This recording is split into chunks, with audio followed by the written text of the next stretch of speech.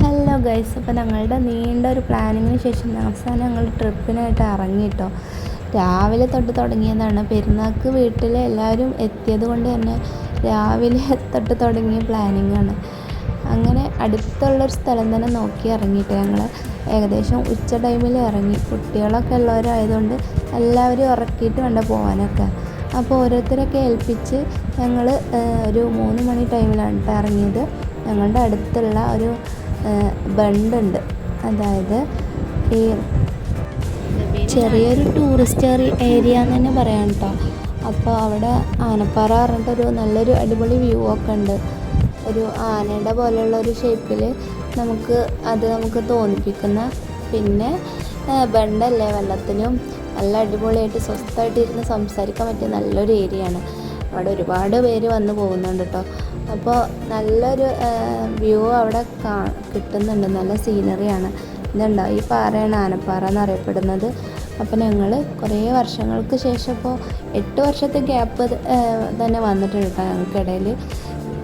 +2 കഴിഞ്ഞിട്ട് അങ്ങനെ പിരിഞ്ഞ ടീംസാണ്. അപ്പോൾ ഞങ്ങൾ വീണ്ടും ഒന്ന് കുറേ ആയിട്ട് പ്ലാൻ ചെയ്തത് ഇപ്പോൾ ഇന്നാണ് നടന്നത് കേട്ടോ.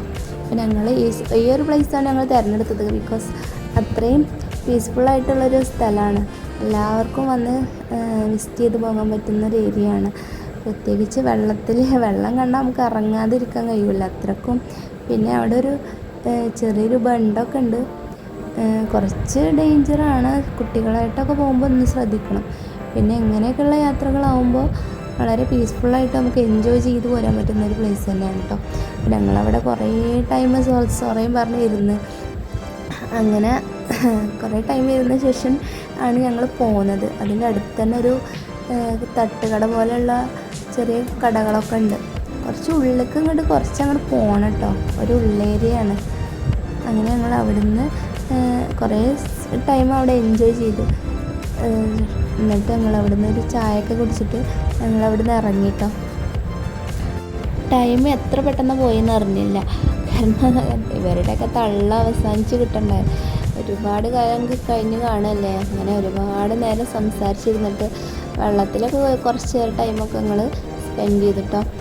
അവിടെ വല്ലാതെ ആഴമില്ലാത്ത സ്ഥലങ്ങളുണ്ട്. അപ്പോൾ കുട്ടികൾക്കൊക്കെ കളിക്കാനൊക്കെ നല്ല അടിപൊളിയാണ്. അതുകൊണ്ട് തന്നെ ഒരുപാട് പേര് വരുന്നുണ്ട്. വെയിലൊന്നും ആർക്കും ഒരു വിഷയമല്ല. അങ്ങനെ ഞങ്ങൾ എല്ലാവരും കൂടി കുറച്ച് ഫോട്ടോസും കാര്യങ്ങളൊക്കെ എടുത്ത് കുറേ ടൈം അവിടെ അങ്ങനെ ചുറ്റും പറ്റിയൊക്കെ നിന്ന് ഞങ്ങൾ അങ്ങനെ വീട്ടിലേക്ക് പോകാനുള്ള പ്ലാനായിട്ടോ. ഏകദേശം 5:30 ടൈമൊക്കെ ആയപ്പോഴാണ് ഞങ്ങൾ അവിടെ നിന്ന് ഇറങ്ങിയത്. അപ്പോൾ അടുത്തുള്ള കടയിൽ നിന്ന് ചായയൊക്കെ കുടിച്ച് അവിടെ വെറൈറ്റി ഫുഡുകളൊക്കെ ഉണ്ട് കേട്ടോ. പഴംപൊരിയും ബീഫുമാണ് അവിടുത്തെ മെയിൻ.